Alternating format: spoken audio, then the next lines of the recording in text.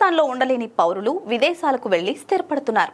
ఈ క్రమంలోనే తాజాగా కొందరు పాక్ వాసులు అక్రమంగా జపాన్కు వెళ్లేందుకు ప్రయత్నించి ఎయిర్పోర్ట్లోనే ఇమిగ్రేషన్ అధికారులకు రెడ్ హ్యాండెడ్ గా పట్టుబడ్డారు. దీంతో వారు ఆ పౌరులను తిరిగి వెనక్కి పంపించేశారు. వీరు జపాన్లోకి అడుగు పెట్టేందుకు తాము ఫుట్బాల్ టీం అంటూ అబద్దాలు చెప్పడం ఇక్కడ గమనార్హం.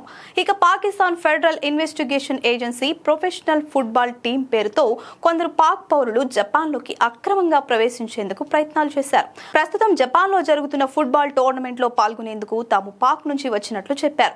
ఏకంగా 22 మంది పాక్ పౌరులు జపాన్ కు చేరుకున్నారు. వారి వద్ద పాకిస్తాన్ విదేశాంగ మంత్రిత్వ శాఖ జారీ చేసినట్లుగా ఉన్న నకిలీ నో అబ్జెక్షన్ సర్టిఫికెట్లు కూడా ఉన్నాయి. దీంతో ఫుట్బాల్ టోర్నమెంట్ నిర్వహిస్తున్న వారికి ఆ 22 మందిపై ఎలాంటి అనుమానం రాలేదు. ఈ క్రమంలో వారు జపాన్లోని ఎయిర్పోర్ట్ కు చేరుకున్న తర్వాత విచారణ సమయంలో ఇమిగ్రేషన్ అధికారులకు వారిపై అనుమానం వచ్చింది. దీంతో దర్యాప్తు చేపట్టగా వారు పాక్ ఫుట్బాల్ ప్లేయర్లు కాదని వెల్లడైంది.